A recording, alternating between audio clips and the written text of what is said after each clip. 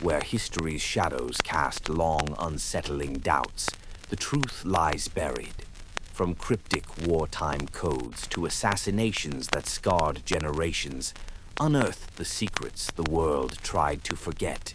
Host Tim Gardner guides you through a labyrinth of unanswered questions where every clue pulses with danger and intrigue, and perhaps an opinion or two. It's not all facts because history never is. Welcome to the Ciphered Past.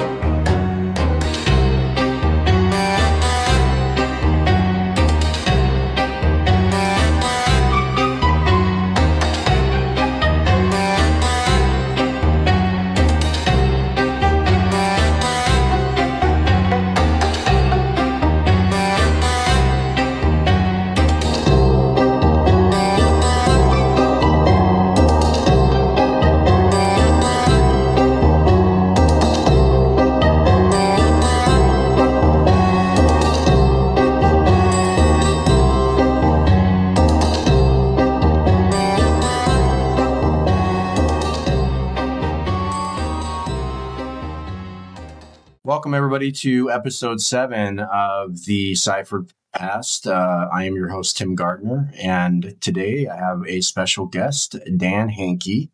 You can follow him at Dan Hanke AI on X. He's a friend of mine and a fellow JFK researcher. Dan, it's great to have you on the show, man. Thanks for being here. Thanks, Tim. Thanks for inviting me. And we're both musicians. And it's interesting.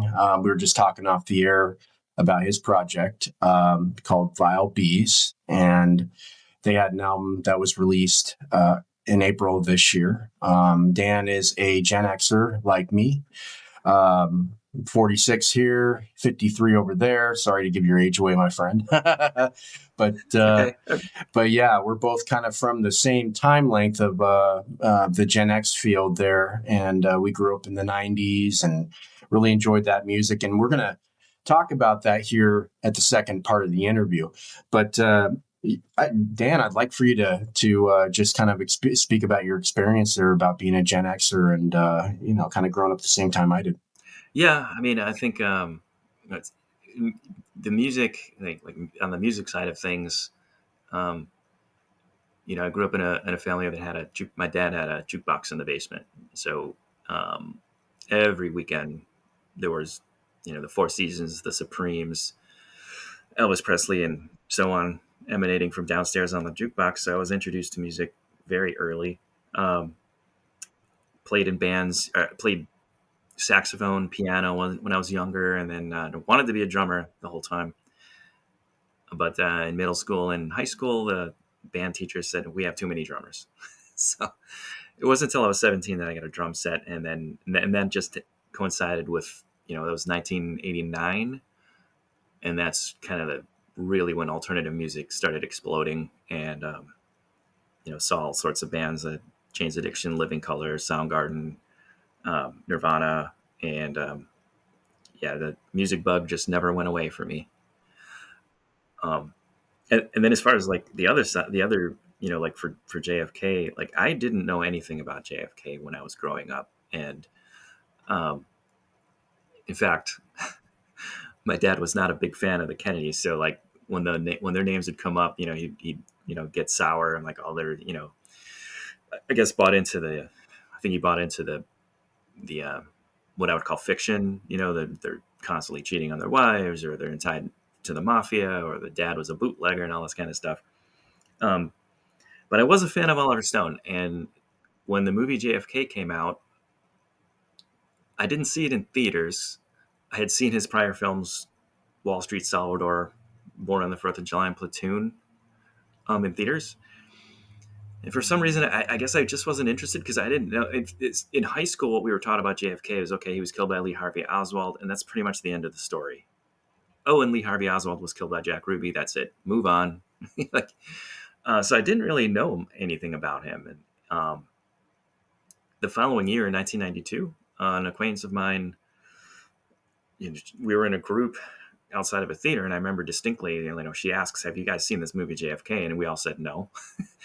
And she was very adamant that we go and see this movie. So rented it from Blockbuster, and 2 hours and 45 minutes later, I was just floored. What was this? What is this? What is Oliver Stone talking about? Who's Jim Garrison? I didn't know any of that. And so, long story short, uh, my dad comes home from work. I'm like, "Dad, you have to see this movie." He looks at the VHS, box. He's, "JFK, what? No, I'm not watching that." I'm like, no, you have to see this. I've never heard anything like this before. So he sits down and he watches it with me, and like a day later, and at the end of the movie, I remember him looking at me. And here's a very, kind of conservative, very serious man.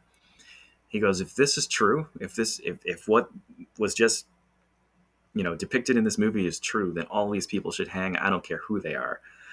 And a week later, to show the effect that it had on my dad, he came home from work, and I can pull this off the shelf behind me.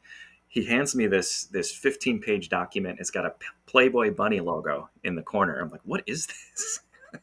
He had actually called Playboy magazine to get a copy of Jim Garrison's interview from, I think, 1966 or 7, and hands it to me, and he goes, "Read this." So that started me and my interest in the subject. That's amazing. Yeah, what a way to start that, especially with Dad there. My grandfather got me really into the JFK assassination per se, right before, because when I was younger, right before it came out, 10, 11 years old, my grandfather always used to talk about how Kennedy was the greatest president. And, we that was a heavy influence for us. And my grandfather was a military vet, served in the Navy, and then post Navy, worked at the phone line company up at GT up in Seattle for 45 years. And so he's a traditionalist. And the interesting thing about him is that because he was Catholic and JFK was Catholic, he felt like he had a kinship with him, and and my mother, she was young at the time, obviously a child when JFK was president, and the younger people looked at him just like as a young, brash kind of, I don't want to say idol, but like somebody that was just really, transcending, right? And so when he died, it really affected a lot of people in a way where when they took that poll back in the 60s, 1963, the majority of the people were questioning the assassination. I mean, they didn't really believe that Lee Harvey Oswald was a lone gunman because they buttoned up things so fast. Now, fast forward to 1989, when I'm about 10 years old, my grandfather was like, "Hey, you should," my big thing is U.S. history, right? So like I would, the presidents, I love the presidents. I would go from Washington down and I would read every single president that was up until that time. I think was Bush or probably Reagan. And so the interesting thing about that was the one that stood out to me that looked the youngest and looked like he was the most handsome and was Kennedy. And he died 26 years prior to that time. So anyways, I asked my grandfather about it, and he's like, "Son, if you, in the history books, if you ever read the history books at school, they're going to tell you that a lone gunman shot the guy, but you need to think and have an open mind for yourself on this." And this was before JFK came out.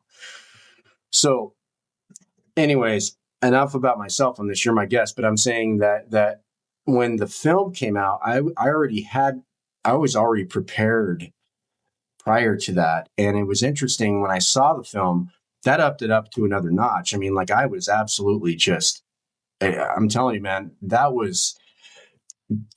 took off. I mean, I did my college thesis paper on the JFK assassination. I did just independent research forever.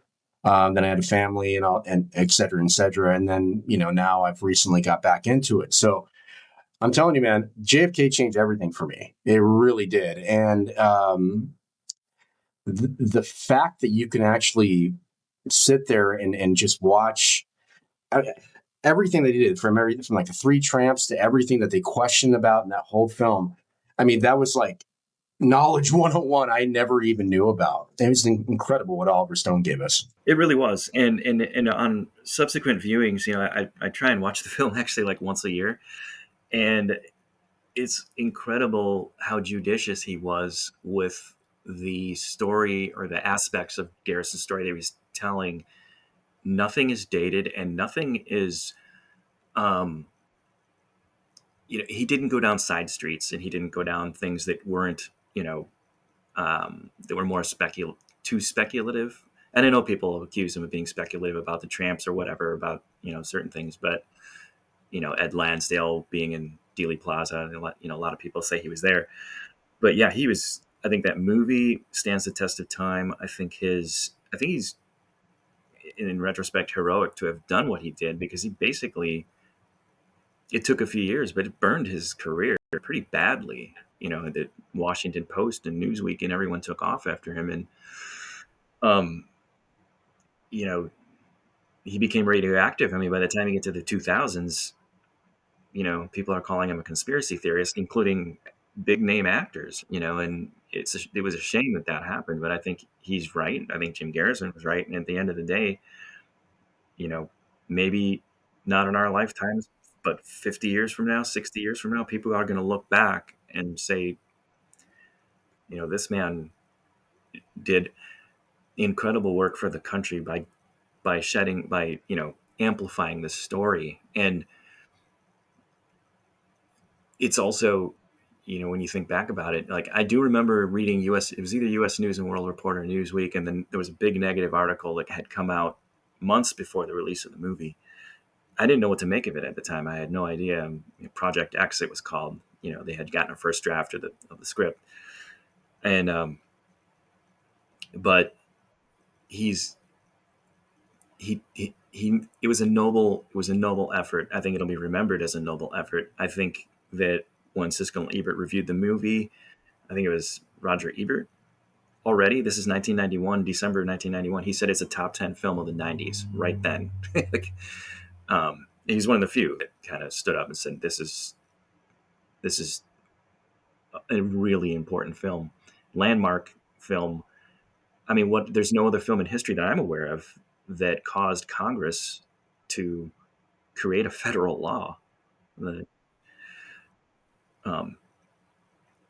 So yeah, that was, that movie was the seed, and it took. I went out and after I saw it, and my dad gave me the Garrison interview.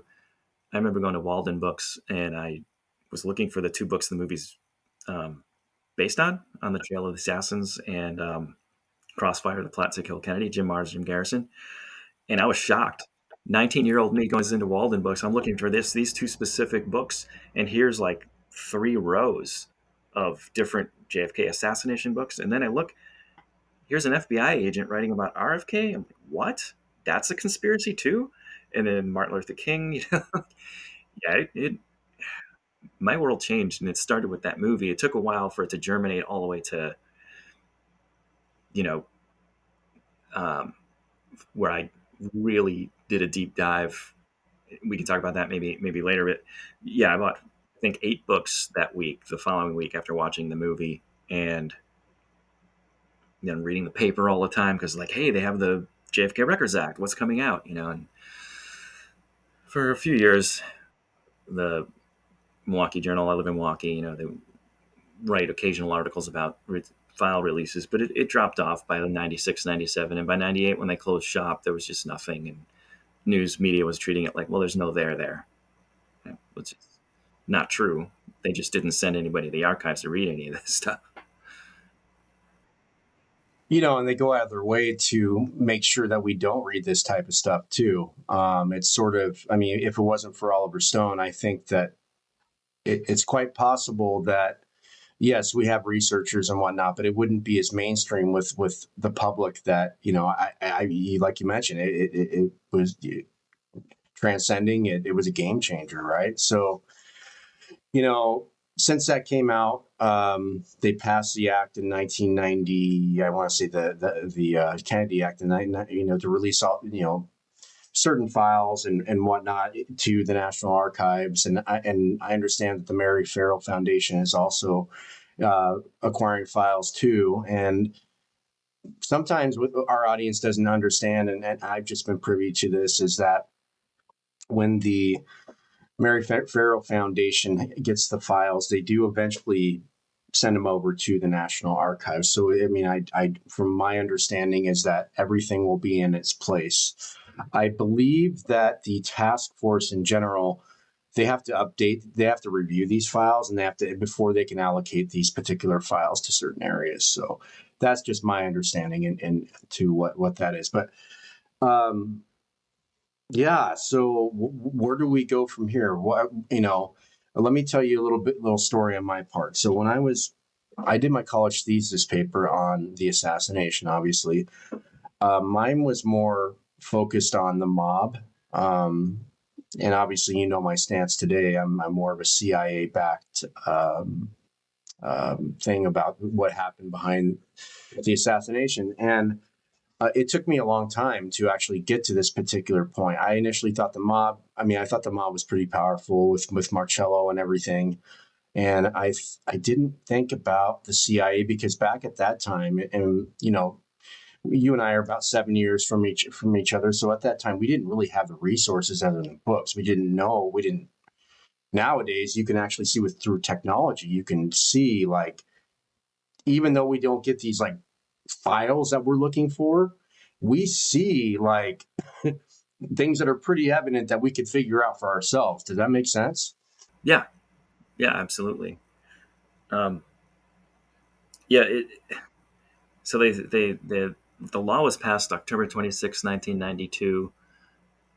George Bush signed it, I think, the week before he left office, but then he didn't um, enable the creation of the Assassination Records Review Board. That was up to Clinton to do, which he did. Um, so then it ran for 4 years. I mean, it's interesting that there's some pretty big witnesses that they either, I don't know if they omitted them or if they, if they requested them to come down and they said no. Ruth Payne comes to mind as one of them. Um, but yeah, my understanding, and this is just hearing from different, what I can glean from reading different researchers, and like Andrew Eiler has been really big with reading the files, physically reading the files. You talk about that. I mean, that they've made a mess, and I think intentionally, of the indexes and how you can locate files, and that's the experience he's been speaking about lately. And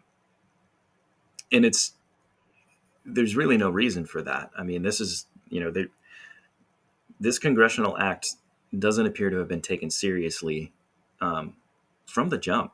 I mean, the John Thunheim and the people that work, Douglas Horn, they did a great job, but the National Archives itself appears to have really dropped the ball and doesn't seem to really care. And I don't know what can be done about that, honestly, without public pressure. I mean, if we the people call, like we were calling, like my dad called representative when we lived in Brookfield, he called Jim Sensenbrenner in 1992 after seeing the movie. He says, "Look, you need to vote for this JFK Records Act, or I'm not voting for you. I'll vote for whoever runs against you." Public pressure probably would hopefully get the archives to, treat this seriously and provide us real indexes and locate everything, and not have everything mixed up into different boxes. When you open a box, and I've seen podcasts with Andrew talking about opening up a box, and they're locating things that weren't supposed to be in that box, but it's serendipity because they found something that they needed that they didn't necessarily know was there. Yeah, it's interesting because if you look at the RFK files and the MLK files. There's some JFK files mixed in there, and there's some actually pretty not incriminating things, but very interesting things. And if I had the body of work in front of me, I would obviously talk about that. But I due to my Alzheimer's, no, I'm just joking. I don't have Alzheimer's, but I don't have it in front of me. So, but anyways, yeah, I mean, like for me, like I agree with that. I think that the archives, who do we have running the archives right now? Marco Rubio, right? Um, yeah, and that seems to be obviously a huge opportunity. I mean, like I hate to get into this, but I'm going to go ahead and get into it with you right now about present day. We seem to have a FBI director who lies to us over and over and over and over and over, especially with the Charlie Kirk situation. Complete gaslighting guy. And look, I mean, I was initially in support of the guy getting the position, but because of the Kennedy assassination hitting home as close as it does to me and for somebody like you, I feel like when he says that, you know, it's all out there. I mean, like everybody knows, it's all out there for everybody to see. But it's just security provisions that are forbidding the rest of this stuff to come out, like names and social security numbers and what have you. I call BS on that because, I mean, look exactly what he's doing with the Epstein report right now, and then how he's handled the Charlie Kirk assassination. Yeah, I mean, I agree. Well, look who he's following in the footsteps of. I mean, it seems like, from John Edgar Hoover forward, can we name somebody that headed the FBI, that was forthright and honest and held powerful people to account? So now Kash Patel comes in. Forget about the R or D or whatever is behind their names. What he just said a couple weeks ago, there are no files, and now it's.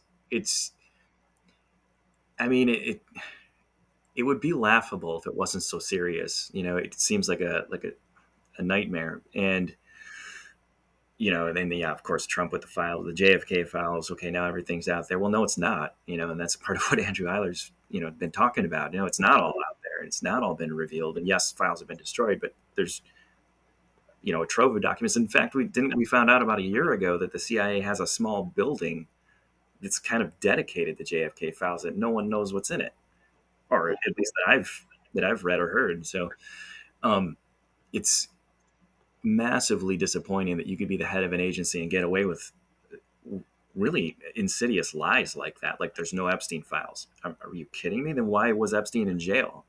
Why is Ghislaine Maxwell in prison if there's no there? It doesn't make sense. And who's going to hold them to account? I mean, I think it's up to we the people to raise enough of a raise our voices, call our senators, call our representatives, and make sure that they know where we stand. And if they don't agree to release files, then we're going to vote them out. That's our only option. Yeah, and also I want to add to this. You talked about that Langley, the secret JFK area that they have, and I've heard the same thing too. The FBI files. Remember, we heard that at the end of last year, actually about a year ago today. We heard that there was FBI files on the JFK assassination. Excuse me. We'll fast forward to February of this year, rather. There were FBI files. I think it was what? Did they say 4,000 or something like that? The number that sticks in my head is 2,400, but I could be wrong. But just out of nowhere, hey, we've got these files. Like, wait a second. Congress asked you for these files 30 years ago. Yeah. Where have they been? And where are they now, though? That's my question to you. Where are they now? I guess I would defer to Andrew Eiler and Jeff Morley. I thought they were delivered, and that's what was the shocking thing, is that they dropped them off. It's like, oops, didn't realize we had these in the basement. Come on, John Edgar Hoover was one of the most meticulous, you know, stalwarts of having files identified and named properly and saved properly and all this stuff. So you think his descendants don't do the same thing? Of course they do. Yeah. You know, Yeah. Just, I mean, it's crazy because, I don't know about you. Let me ask your opinion on this. Prior to the March release, were you as pessimistic as I was? about full Yes. disclosure, or that's a really good question. I I've been looking through some of those files. And, I mean, it's an enormous trove of documents, but I I want to be I want to be optimistic. I didn't think that there's going to be, obviously there's not going to be a paper in there that's, we did it, signed Dulles, Helms, Angleton, Harvey, Phillips, whoever. Um, I do. I guess I'm going to put a caveat on it because there's not one person who's gone through every page. I don't even know if there's a person who's gone through a quarter of the pages that are out there. So we don't really know everything that's been released. I will say the pessimist in me says, there's got to be files. I mean, it's only natural that they have never told anyone about. And either they destroyed them in the 70s and 60s, or they're just going to retain them in some sub basement somewhere and no one's ever going to know about it. But I think the information we have today, I think, is enough. It's enough, not just to say that no, Lee Harvey Oswald didn't do it. It's enough to tell us, I think, my personal opinion, that there are 3 or 4 people we can circle names and say these people were heavily involved in this plot to murder a president, which is, I mean, committed treason, really. Yeah, and their outlook towards him was treason. We'll get to that here in a bit because I'll eventually share with you my theory about what I believe it happened. But yeah, no, I think you're absolutely right in the neighborhood there. And but you did mention that just a second ago about like how we've been able to actually come to our own conclusions, even though we haven't seen the files. And certain smoking gun things. And what I would add to that, Dan, is that I think the CIA has always been 30, 40, 50 steps ahead of us, right? So like if they would have had anything really incriminating, especially something like, let's say, the Alan Dulles files, those will never show up, ever, ever. They probably died when he died, right? Like anything really incriminating about him. And people will argue with me, yeah, there's books, there's certain things here and there about Dulles. I would say, and you know this as well, I mean, I know this about you, we both love David Talbot. I mean, like, we love David Talbot. And I believe he has come the closest to this Alan Dulles situation. And again, we'll talk about this in just a bit, but to cap off, like, the files themselves, it will be interesting to see what the final conclusion is coming up here in March. I am definitely interested in seeing what Mr. Morley is going to come up with. I am disappointed by the KGB files. And to go back to the March files, and we'll go, and I'm sorry to jump around so much, but the March files themselves, which is so interesting to me, is that there were little breadcrumbs in those files that I've seen so far. I have, mind you, I mean, you're right. I don't believe anybody has read every single one of those files. And if they have, I would like to hear exactly what their full summary is. It's sort of like reading the Warren Commission in a couple of months, the full thing. You just can't do it without having full comprehension. You know what I mean? And so the Underhill document, that was really, really fascinating to me. That about him, I feel like that was there by mistake. I feel that Underhill knew what happened, and then he mysteriously months later committed suicide, allegedly, right? And that's what happened to William Pitzer. The Schlesinger memo was actually really fascinating as well, about the state within a state. I thought that was really interesting. And then there were little things that you would read about Oswald that were they were kind of insulting to him. It didn't come from a narcissistic way that we were presented. It's almost as if like they painted him as like too dumb to commit a crime like that. Right. There's the same thing that they, when they talk about Watergate, oh, it's a bunch of Mr. Magoo's and Elmer Fudd's, Lee Harvey Oswald. Yeah. Like, close the loop on that. They left tape on the door. They, like, how stupid can they be? All this stuff. They wanted to get caught. I mean, it was an operation. Lee Harvey Oswald. Yeah. It's a shame. How you know, he's memory hold. He was a human being with, a family and hopes and dreams just like everybody else. He gets caught up and, you know, allegedly, this is, I think, Gaten Fonzie who got this, a CIA officer by the name of William Kent. William Kent's daughter apparently told Gaten Fonzie that at a dinner, William Kent had told his daughter when she asked about Lee Harvey Oswald that he was a useful idiot. And it's incredibly sad, but it's also incredibly it just angers me, that you could treat anybody this way, and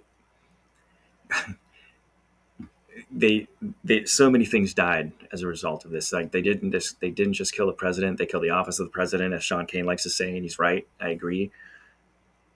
They basically killed Lee Harvey Oswald, Jack Ruby, and then a whole bunch of witnesses and things like this. Yeah, it's this, the depth and breadth of this story is too much for any one individual, I think, to take in. Like, to go back to full circle, you can't read the 888 page report and 26 volumes of the Warren Commission in a month or 2 months or 3 months. I mean, you need time. So with these 70,000 pages, it's going to take a long time for people to get through all of that. And if Andrew's right, and there's 30,000 more files, or who knows how many more, I mean, will we ever get them? I mean, I think only public pressure can jar them loose, hopefully. Yeah, and you keep and that's a great point. You keep bringing back public pressure, and I think that's really the only way to make it happen. I believe that this case is going to be solved. But it's going to take. I mean, like our kids' generation, their kids' generation, maybe a little bit downward. And the reason why I say that is because this is pretty vital. Like 2025 to me was really vital about what this case in general. We were able to open up a lot more avenues, or Mr. Morley and Luna and Andrew Eiler and Mark Adamczyk and everybody that did work on this.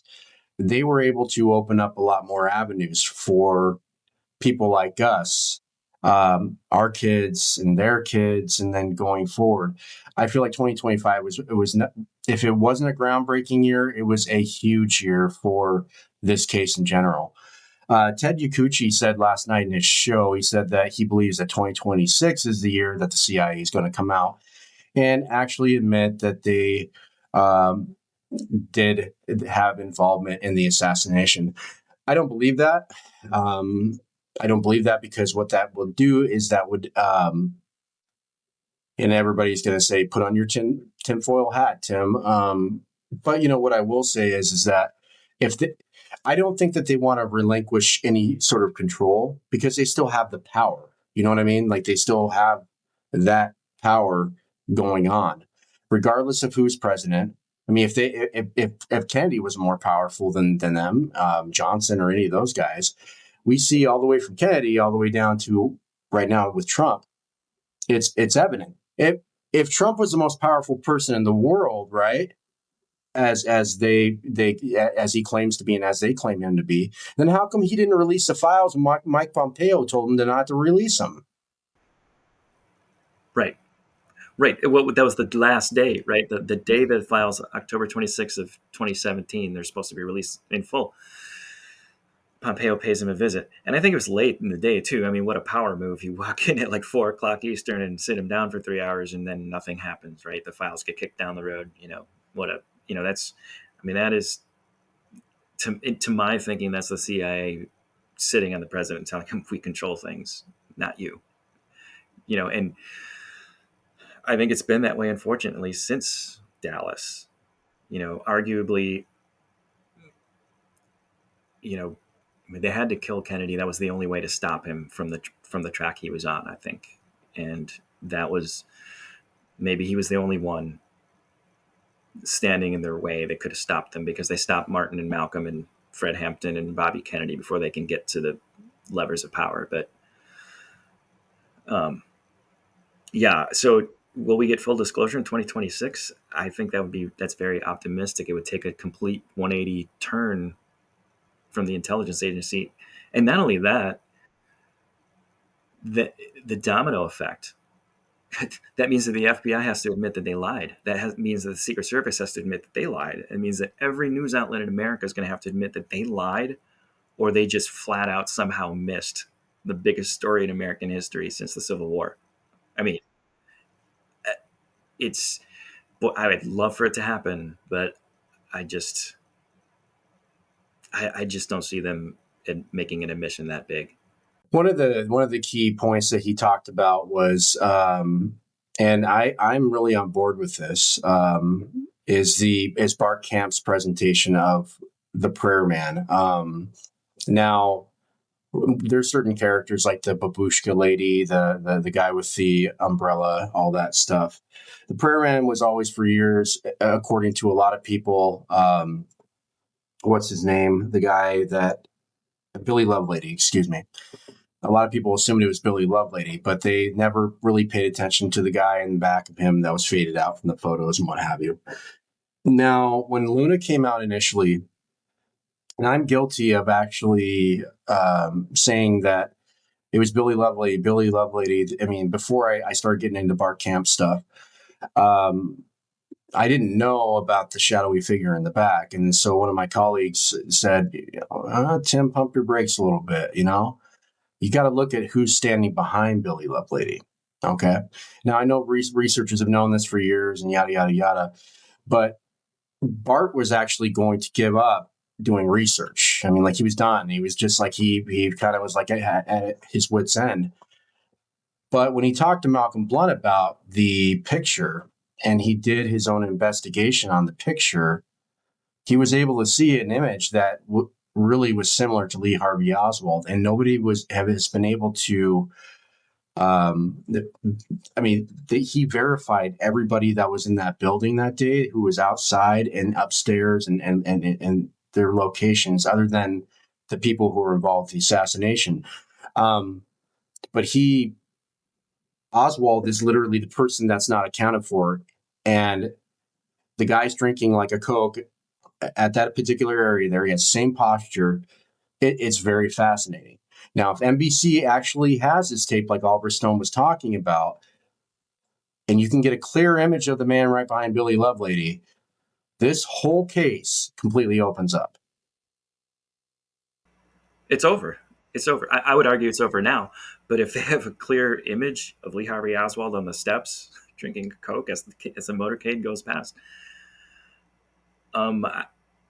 if you put yourself in their shoes, you can see why they don't ever want to see that released if they do have that. Because then, I mean, who in their right mind is going to pay attention to anything that the media has to say about anything anymore? I mean, even alternative media has been lying about this case for 40 years or 30 years, at the inception of all these different alternative outlets. I mean, you can probably count on one hand the outlets that say that it wasn't Oswald, or have guests that say that, I do have Bart Camp's book, and I intend to read it hopefully pretty soon. I did listen to his interview about 6 months ago, and I found it very compelling. And I think, thank God for people like him, and numerous others. I'm forgetting his name off the top of my head, but the guy that wrote about the women walking down the stairs when Oswald would have been running past them and they never saw Oh Oswald. yeah, I'm drawing a blank on that too, but yeah, I know what you're talking about. It's my age, I'm getting older. My memory's not as quick as it used to be. Um, but yeah, there's a reckoning coming if a tape ever gets released and it shows what is claimed to be seen on there. Yeah, and I'd make an argument that that's why I think this thing is going to be solved here within. I gave it. I remember I talked to you earlier this year, and I said 10 years. I think I give it 10 years. I think that's where we're at because of the technology that's coming out. I work in AI. I help develop agents for POS systems around the United States. So I'm very familiar with where the technology is heading right now. Right. They have photo analyzer tools that are in the midst of coming out, and those tools themselves can actually decode literally what the photo. I mean, it can Photoshop. It can literally figure out what the Photoshop was before the Photoshop. It's amazing technology what they're able to do. I think at the bare minimum, if we don't get any files, I mean, not to say that any files are going to be the smoking gun, but if we get nothing, right, between now and by the time these analyzing tools come out, those are going to actually solve the case because all you have to do is two things: the backyard photo and one of those films that the homemade films, either by Nix or by Zapruder, you can be able to figure out if any of those were doctored or if that backyard photo in general, which I believe is 100% fake, and I know you do too. We've talked about that before. As a matter of fact, I will say this as a hot take 101. I actually believe that was Roscoe White in the backyard. I do. I believe that was Roscoe White. Yeah, there's so many people in that orbit. I looked for Carrie Thornley's photos. I saw Roscoe White's. There's a couple other people that like whose chin looks the same as what's in those photographs or the I definitely agree with you. I think those photos were doctored, and I think it's a joke that they found an extra one in Ruth Payne's garage, just happens to be there. I mean, come on. Yeah, and I'm sorry, this is a little bit of a tangent, but you had mentioned David Talbot. It's David Talbot, James DiEugenio, Lisa Pease, James Douglas, John Newman, who really hooked me and got me into reading about this, and not just reading about the case, not just reading their books, but reading all the footnotes in their books and where's all this stuff coming from, and then digging down into those books they reference and those reports they reference. And in this case of David Talbot, maybe we won't get a signed piece of paper somewhere. We definitely won't. Obviously, Bill Harvey said nothing on paper, but Lisa Pease did turn David Talbot onto the Dulles day planner that was at Princeton University that showed that he was at the farm November 22nd, 23rd, 24th, 1963. He didn't work for CIA anymore. What was he doing there? That's the alternate HQ. I mean, if there's going to be if there is a smoking gun, I think that's one of them. What was the guy that Kennedy fired that had an immense amount of enmity towards the president doing at the alternative headquarters? Just happens to show up on November 22nd, with a 6-pack and some hot dogs. Say, hey guys, I miss you. What's that about? Yeah, what I teased earlier, I'll just go ahead and tell you right now. I believe that when he was fired, Cabell, and the other guy I'm missing, forgive me, I know it, but Bissell, yes, thank you. Mr. Vacuum Guy, yes.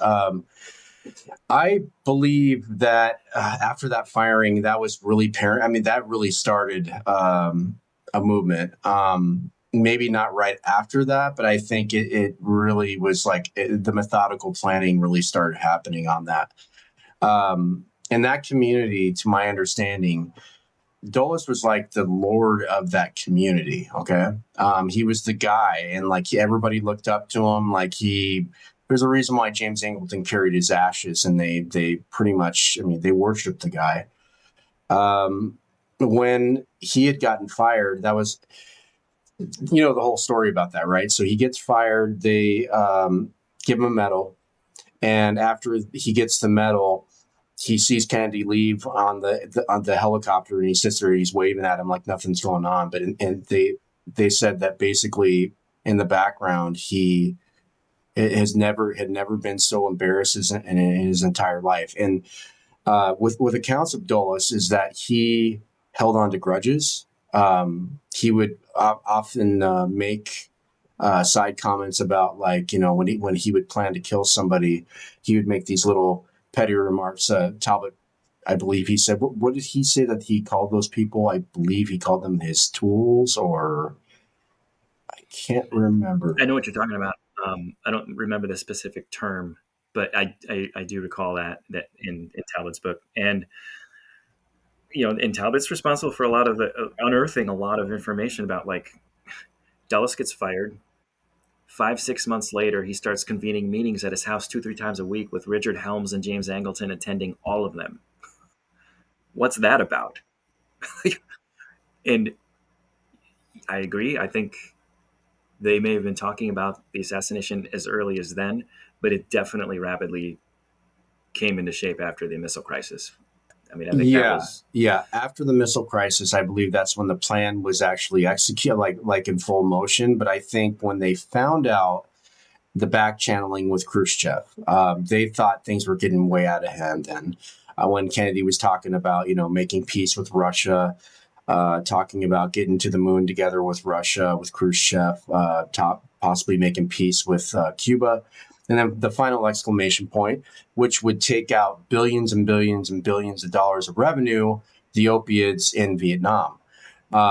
If you add all those together, that was obviously a traitor aspect on their part. And that was, in my opinion, the reason why they had a coup started on him. And I believe that there was a council of people that knew about this. I believe that there was very important people that knew about this. I believe that there was the Rockefeller people knew about this. I believe that the oil people knew, like the H.L. Hunt knew about it. Obviously, Lyndon Johnson. But I believe that Lyndon Johnson and J. Edgar Hoover were more responsible for the post cover-up versus like the pre. But you're talking about a huge conglomerate of people that helped arrange this thing because they were so highly influential. And at that time, in my opinion, because of, how my grandfather and like your father are pretty rare people when it came to like seeing through the BS of things back then. They weren't so naive. I can't really speak for your dad, and I apologize. But from what I gathered from what you told me, but what I will say is that to me it's interesting because there were more people that were like, I believe the government, I believe everything they say, and if this guy's a communist and whatnot, I'm going to believe that, and he's the only one that did it. You brainwashed me. We're good to go. I just want to live my life 9 to 5, blah, blah, blah, blah, not even worry about it anymore. When in reality, that's not what happened. It didn't happen that way whatsoever. And they got what they wanted for 62 years. So to go back, I do believe that there was a major council that helped organize this whole thing. And I do believe that there were assets that came into Dallas in early 63, especially the Paynes. I believe that they were part of the whole deal. I believe that even it goes as far as to, and I want to add a disclaimer to this. This is my opinion. I believe that Buell Wesley Frazier is also part of that particular operation as well, even though he is alive today. And I just want to say again, for our viewers out there, my opinions are my own, and the guest's opinion is his own as well. Yeah, I mean, that's a really good point about Frazier. Well, at this point, everybody that surrounded Lee Harvey Oswald from the middle of 1962 to the end is suspect of either being a witting or unwitting asset. How do all these people, if he's a nobody, he's a communist, he's a socialist sympathizer, Castro sympathizer, whatever he is, how do all of these CIA connected people fall into his orbit just out of the blue. Ruth Payne, George DeMoranshelt, and he's seen at bars with the head of the FBI in New Orleans, Warren DeBrace. You know, um, that's an interesting story of it in and of itself, because I think his name is Orestes Pena, who was a bartender at the local bar in New Orleans, where the FBI agents would hang out. Apparently, he testified. I think it was the HSCA, and to my knowledge, that testimony has never been released. Um, yeah, everybody around Oswald to me is a suspect of some sort of being unwitting or witting assets to the plot. I mean, I feel bad if you're an unwitting asset, but I mean, it took a lot of planning to do what they did, and to maneuver him into all these places and just put him in just the right scene to look convincingly to people who don't pay that much close attention to, as a communist or whatever. Oh, he's on the radio. He was spouting, communist ideals when he was, in that debate in New Orleans on the radio. You can find that on SoundCloud. It's up there. Yeah, I've heard that before. I've heard a lot of, they had the Red album, which is the Lee Harvey Oswald album. I don't know if you ever heard about that, where he is talking, like he was in that interview with that reporter from, and do you know the guy's name, by the way, the reporter's name? It slipped my mind. Is it Stuckey? Are you talking about Information Council of the Americas guy in New Orleans that set up the interview with him and the DRE spokesman?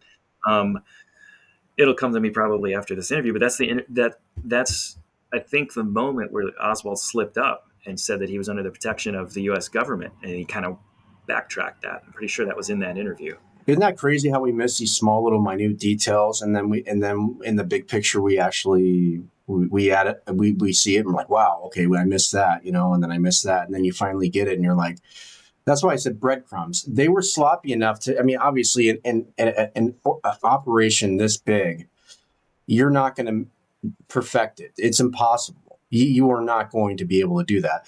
And I feel like when it came to the assassination itself, Dan, I feel like the Dallas PD was probably the sloppiest organization through this whole thing. I don't know what you think, but yeah, they were super sloppy. I mean, like the Tippit murder, you're talking Westbrook, which that guy just in general, I mean, like if you talk to him, he would be able to break the case wide open with his knowledge. Croy, an off-duty cop that was able to be literally the first guy on the scene of the Tippit murder. And then you just go down. I mean, like you look at Jesse Curry, you look at Captain Fritz. I mean, the list goes on, and the fact that like Curry was on that Air Force One with LBJ being sworn in when there was like a murderer that killed a cop and allegedly, and the president allegedly that was, out there and he was in custody. I mean, like, come on, man. I mean, like that in itself is ridiculous. I mean, if you and I discuss like all the things that are so ridiculous about this, what the hell was Jesse Curry doing on Air Force One when he should have been with everybody else in Dallas? It's ridiculous. Yeah, thank you. I have a couple of points on that. Ed Butler, that was the name we were trying to think of before. He was the guy, the interview in the New Orleans radio program, I think it was. Yeah, Jesse Curry. Well, Jesse Curry has a problem. I mean, yeah, years later in '69 or '68, he wrote a book and he said that the Dallas PD couldn't put a rifle in Oswald's hands. But he has another problem. Is that when he's in the car in front of Kennedy, he radios, dispatch. Now, there used to be a recording available of this. I can't find that anymore, but you can find the transcript of what he said. And he called in and he said, get some men up there, up by the overpass, and find out what happened up there. That was his very first thought, that the gunfire came out from out front and he's in the lead car. Radio's dispatch. I mean, what do they say about that? Oh, he was mistaken? Well, the whole crowd went up there. I mean, and then the Warren commission report itself, I think it was 16 out of 21 police officers that were interviewed and asked about the origin of the shots. 80% of them said it out front. So the Dallas police were sloppy. They weren't all in on it, obviously. They couldn't possibly, it was a couple key people. They can't control everything. It's on their side of the equation. It's a miracle that they were able to secure all the rifle casings and that weren't in that sixth floor, and, badger and batter and do whatever to the witnesses. Some of them steal film, things like this. I mean, will we ever see the film that was confiscated by alleged Secret Service agents? Probably not. Probably burned. No, and do you think that we'll be able to see about 40% more of the homemade films that were made? I don't think so. Chuck Ocelli, I talked to about a month ago on one of our shows. He had mentioned that there are other films that are out there in existence. And he says he wouldn't be surprised if there was other films that, it's possible that maybe there's one sitting in an attic somewhere. You never know. And it's just interesting because I think if they ever were to find these other films, to me, what we see on these, I mean, like I remember when Pascal, she said that they had evidence on that film, which I don't know if she was blowing, smoke up our rear ends, but she had talked about that there was footage of the grassy knoll and like there was smoke coming out there, like according to Holland's statement with Mark Lane. And if you watch that film is completely either doctored or it's just too dark to see anything. So you kind of like ask yourself, what was she talking about? I mean, like you don't even know. I mean, like I couldn't see anything, nothing. All those other films are interesting, but I mean, like in your opinion, how many other films do you think that are out there? And if there are, were there any destroyed, or do you think they're just sitting out there somewhere? I mean, I could only go based on some of the researchers' information that I've read. So we know that there were cameras, right? We know from prior research, and I don't remember if it's James Eugenio's books or maybe it's Robert Groden's books, but we know that cameras were confiscated, like just regular film cameras. We also know that there was at least one 8mm or 16mm film that was confiscated and never returned. No negatives, nothing. And that was one that was on the other side of the knoll, like facing the knoll, looking at the knoll. You could see why they'd want that to disappear if it caught someone or some ones firing or running. That's all I know. I do, or from what I read, I do recall earlier, if it was earlier this year or late last year in 2024, I think Jeff Morley had reported that there may have been a film not like just outside of the plaza on the other side of the train tracks. So the limousine's president's dead or on his way to passes, and they wanted to review that film to see if they can see if there was gunshot bullet holes in the windshield, because I think there was a few witnesses at the hospital said that there was a hole in the windshield, which would be inexplicable with the 3-shot theory that they have. Yeah, I think that there are photos out there of, if I'm not mistaken, Dan, I think there are photos out there of that bullet hole, or like a shrapnel hole or something. I mean, again, I don't know for a fact if it was just a ricochet or what have you. I won't speculate, but what I will say is that there is photos out there of that. I mean, if they were to get any more of these films, you'd have to think that it'd be interesting nowadays too, when that analyzing tool comes out, to see what they could do with all these films, like the next film and like, other films that they're able to really remaster and re-go over with the artificial intelligence there. And again, I know the feedback from people is, well, it's artificial. It's not But then again, like what type of tool has been able to really help us decipher anything in these films? Okay. When you were there with the naked eye, you could see a lot more than what you can with a little low definition, camera that you had, so I don't know, man. I mean, like I think that as time goes on to really circle with what we're saying, I do think that we're going to get to a point where this will get solved, but it'll be 2030, 2035, where I think it's going to happen. So, because I do, in my opinion, I do also think that there's going to be some whistleblowers like really major whistleblowers that are going to come out with this.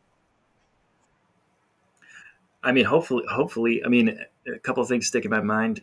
I don't know every single file that's been released. I know in the year 2029 is when the HSCA files were originally scheduled to be released. How many of those are still held back? I don't know. And then in the year 2038, the Warren Commission, 500 interviews with like 500 witnesses, testimony was withheld till 2038. I don't know if that's part of what's been delivered to the National Archives or not. Um, and I agree with you, and I agree that AI is going to be a very helpful tool to solving this. And I would put it to people a different way. If Lee Harvey Oswald is who they say he was, and shows up, communist sympathizer, loner, you know, hates himself or hates his life, whatever, shoots and kills the president, how come there was no one fired? How come there was nobody fired from FBI, Secret Service, CIA, Dallas police, Dallas sheriffs? How does this happen without people getting fired? Your job is to protect the president and the Secret Service. Your job is to protect the president from threats. FBI, Dallas sheriffs, Dallas police, CIA. He's been in other countries, right? At least one other country, Russia. Somebody needs to get fired, and no one was. And that should be one big tell right there. Nobody's fired. Well, then it was planned to happen or allowed to happen. Yeah, it was definitely allowed to happen because, for all we know, according to documents, he was surveyed since the late 50s. So, yeah, somebody has to be held. I mean, like the person you would think that, I mean, even Hoover admitted in 1960 that they had surveillance on this Oswald fella. Okay. 3 years prior. So, yeah, I mean, you'd have to think that he was some sort of asset, or something. You made a great point earlier in the show. When he was on that interview, he did say he was protected by the government. So if you add that, and of course, the Hoover document in 1960, the certain ties that people have with each other during this whole thing. I mean, it's just, this thing is a mess. And if you really, if you can piece it up together, like a lot of people are starting to do, it's easy. I mean, to be a lone gunman supporter right now, that is absolutely just, you're out of your mind. You look more crazier than people like us. It's bizarre. I mean, it's bizarre. It's bizarre for someone to take that stance with everything that's known. But the thing is, not everybody knows what's, we know what Jeff Morley just found. We know that now, thank you to Jeff casting the light on this, that Bill Harvey was traveling in the middle to end of 1963 under FAA false, documentation as William Walker, whatever they said his name was, his false name. So he's traveling under a pseudonym or a fake name. For what reason? He's the Rome station chief. Why is he flying to Dallas? Apparently he was seen on a flight to Dallas by, I think his name was Mark Wyatt, another CIA guy from the Rome section. It's absurd to take the Warren Commission stance nowadays. I don't, and of course Posner and the rest will, but they can stay there. Then they can stay there in that sandbox while all the walls come crumbling down. And the best part about all this, I will say, is the new generation of CIA people don't even know what to lie about anymore, because Harvey says don't put it on paper. Angleton doesn't put anything on paper. Now they don't know anymore. They don't know the specifics, so they don't know like what's really needs to be protected. of course you need to protect the FAA, false credentials by Bill Harvey, but they didn't. And that's a good thing that they didn't. They've got, in the day planner of Alan Dulles being at the farm. Of course, that's something that should have been hidden if you're part of that malfeasance and that you're part of that group that thought it was patriotic to kill the president because they wanted their vision of the world to win out versus peace. They couldn't handle peace because there's no money in peace. Yeah, and to branch off of that, they also wanted to stack different things on top of that. So he got in their way, but they wanted to feel vindicated for actually doing that.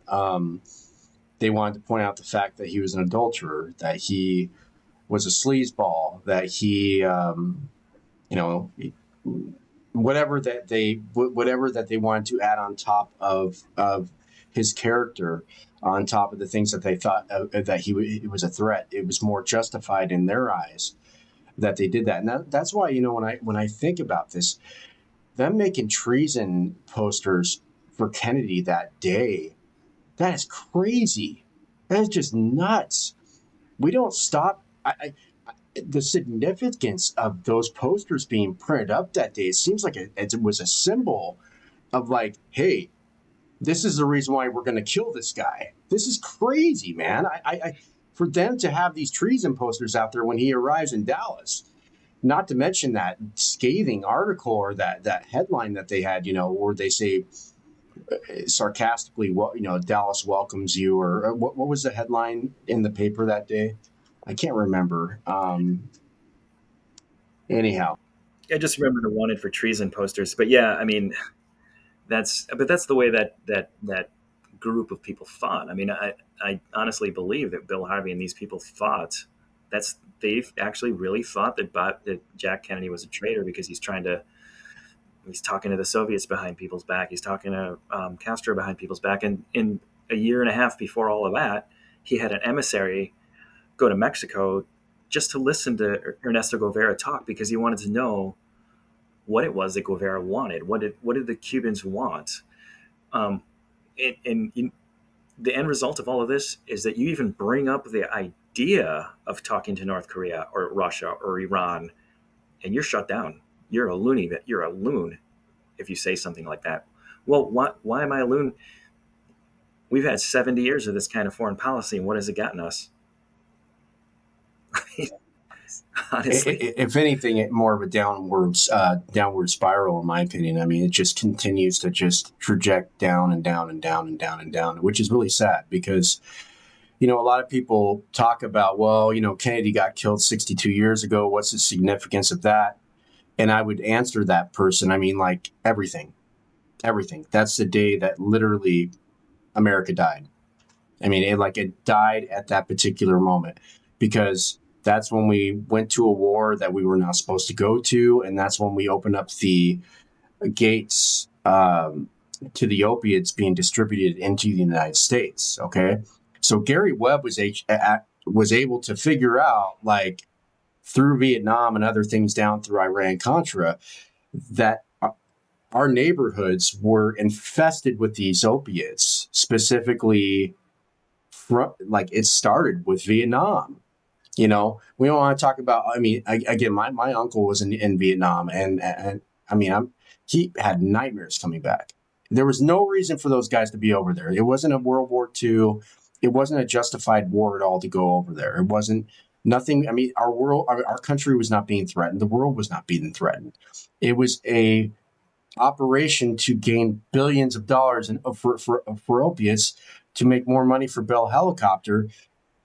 All these the MIC to make plenty of money. It's crazy. And so how that trickulated all the way down with Theodore Shackley and all these things to Iran-Contra, and then obviously down to Desert Storm and to obviously 9/11. And, I do sound like a tinfoil guy, but if you look at it, if you step back and you see this from afar, it all relates to each other all the way from when he died. And that's why this thing is so important. Absolutely. You can take a through line. I think Lisa Pisa said this. You can take a through line from the JFK assassination and take it forward in it. You get Vietnam.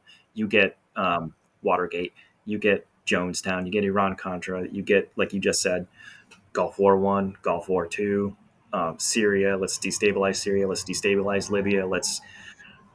And our humanity's lost. The country is kind of lost. I mean, it's yeah, it's unfortunate the way, so in that sense, I really hope against hope that, maybe this case does get solved, because if it does get solved, we the people will be asking not just for more answers, not on Martin, Fred Hampton, Malcolm, Robert Kennedy, Watergate, Iran Contra. We're going to be looking for leaders and institutions that are honest and want to treat people fairly and honestly and with compassion. You know, JFK's peace speech, I think it was either the day after or the day before he had his civil rights speech. And if you watch both those speeches back to back, there's no one that talks that way today. Nobody. Yeah. Yeah.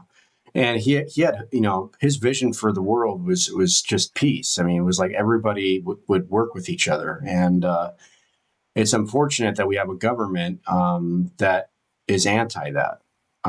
It was evident from the start. And it seems like I believe that Harry Truman really shot himself in the foot because, and then obviously Eisenhower, I believe both those guys were really regretful for what they started. Not Eisenhower per se, but I believe that Truman was really, really more, he mourned by, help by the inception of the CIA. The CIA pretty much just destroyed the United States, not in totality, but when it comes to like what the outlook would be if they just would have let Kennedy have his vision play out, right? And not gotten in the way.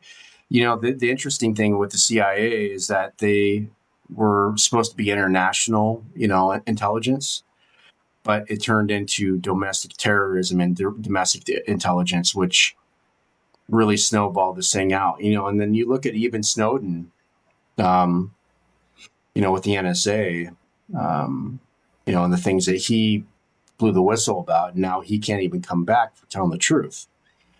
You're supposed to, again, I don't want to sound like the old redneck guy or that comes out, free speech, but it is free speech. We're supposed to have the free speech without the consequence. There's consequences for free speech. I get that. Like if you're doing it in a negative context, but if you're telling the truth about something, that shouldn't lend a hand to have you being killed or being banished from the United States. It's ridiculous. That's not what our country is about.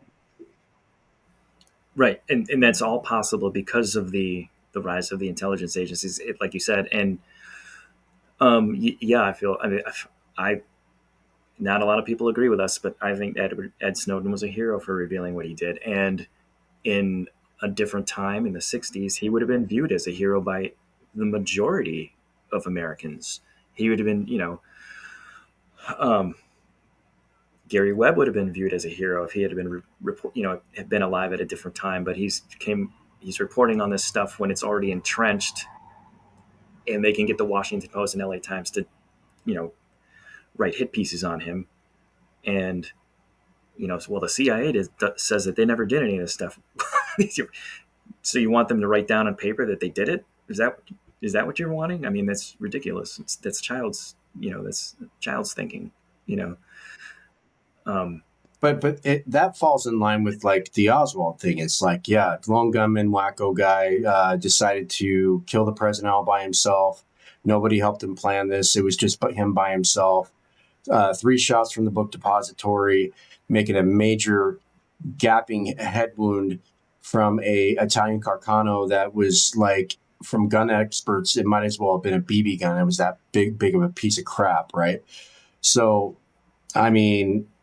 for us to believe all this stuff, like, oh, yeah, you might as well believe that, leprechauns exist. And that may be more of a reality than this insane, stupid story about Oswald. And I'll tell you what, and I am looking for your feedback on this. But I'll get your feedback on this now, but we're going to cut into the 45 minutes after the assassination. Dude, just that story about the lone gunman himself is just to me, like how you just mentioned with, like, oh, we don't have any involvement with this at all. I mean, like the story itself is just incredibly ridiculous. I mean, it's ludicrous for people. I mean, just not just that story, but if you take Martin, Bobby, and Jack, okay, each one of these three individuals, powerful men, popular, assassinated by angry lone nuts, all three of them. The chances of that happening are so astronomical. It can't happen. It can't. You can get an actuary, you can get whoever you want to with math degrees or computer science degrees or whatever and calculate what are the odds that that would happen in a 4 year span. It wouldn't happen. It can't happen. It's impossible.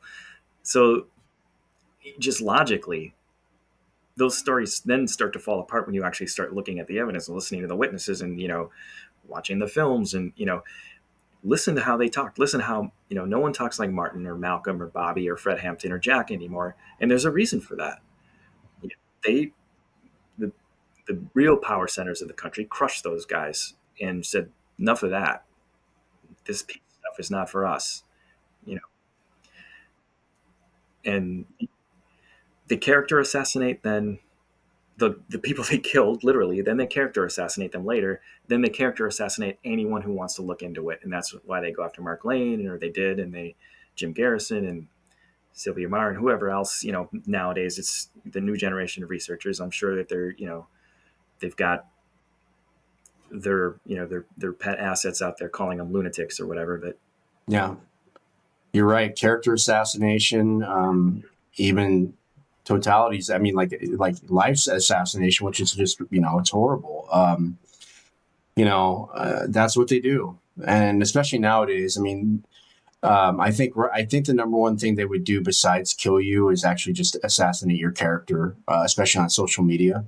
Um, that's what they go for first. I mean, if that doesn't stop, then they'll end up taking you out. Um, because once your reputation is destroyed, especially on social media, it's not like the 60s where like you could try to like you say, yeah, this guy's a bad guy or whatever. Nowadays you have social media where you have millions of people just completely crapping on you, and you get threatened and you can't go anywhere or do anything without having your character be questioned, and completely vastly different times from now to back then. So yeah, that's what they do. They just do character assassination.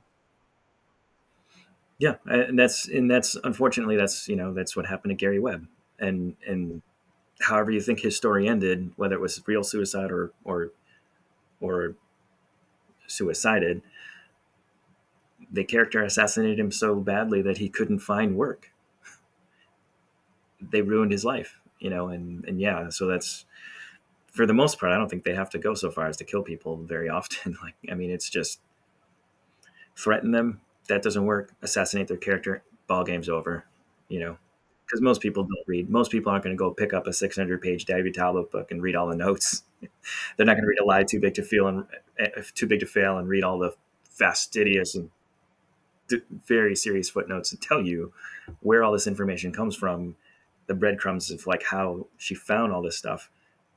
These are facts. You may want to believe that it was Sirhan, but no, read the facts. Yeah.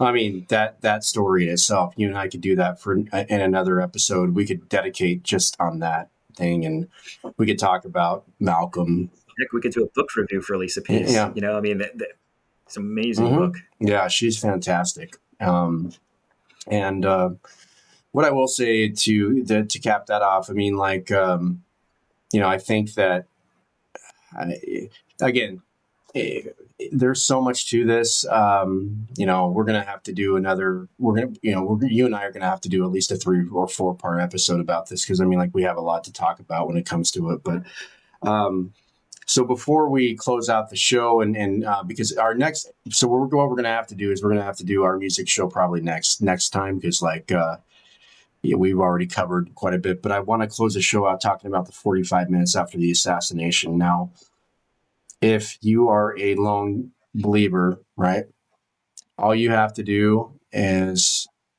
do the sequence of timeline after the assassination to the movie theater. And if you have no logic about that, like at the very end of that conversation, then you have no logic whatsoever. I mean, like, the timing is impossible. It's ridiculous. It is the dumbest thing I've ever heard in my life. You're essentially, okay, here's the stupidest part about this. You kill the most famous person in the world. I mean, who's revered and loved by millions, and I mean, the world. You kill the guy, you stay around, you have a Coke, and you just chill out, and you're like, yeah, and then you go downstairs and you're like, hey, I'm going to go ahead and take off. And then, you know what? Let's go take a bus. Let's just go chill and take a bus real quick. Oh, wait a minute. I'm stuck in traffic. Okay. Right. So let's get a transfer. Okay. Okay. Let's go ahead and leave from there and let's go to a cab. All right. Oh, by the way, let me go to my boarding house and change my jacket real quick and my clothes and grab my 38 that I was pictured with in the backyard photo. Yeah, let's do that. Okay. Oh, by the way, all this while the dispatch unit is talking about how this man had the rifle on him leaving the building. You remember that with Tippett's dispatch thing? They're saying he had the rifle on him while leaving the building. Okay. So, anyways, if that's not enough, you have an officer or somebody outside honking at you to figure out what's going on. And then the person leaves, okay, according to the landlady, right? So then, if that's not enough, you go ahead and leave your house. You run across to where Oak Cliff is, and you're like, you know what? I'm going to murk this officer that's just sitting there because he recognizes me as a weird-looking person. Okay. And then I'm going to turn back around and run to the movie theater, okay, order popcorn, and then sit next to people and chill out and just be like, I'm caught now. You got me. The whole story is ridiculous. It's insane. Yeah, it's insane. Yeah, the bus transfer thing is ridiculous. The whole thing. Well, if he wants to be famous, then why didn't he just walk out, say, "I did it"? And if he did it, why didn't he take his revolver with him to protect himself in case somebody tried to stop him on the way out of the building? I mean, the whole thing is just it's a house of cards, and it's been blown over 10 times. Right, right. Well, it's Texas. They wouldn't have cared, even if everyone, almost everybody has a gun down there. Like, oh yeah, okay. I mean, right, yeah. Go see a movie after you kill the most famous person in the world. Normal. Yeah.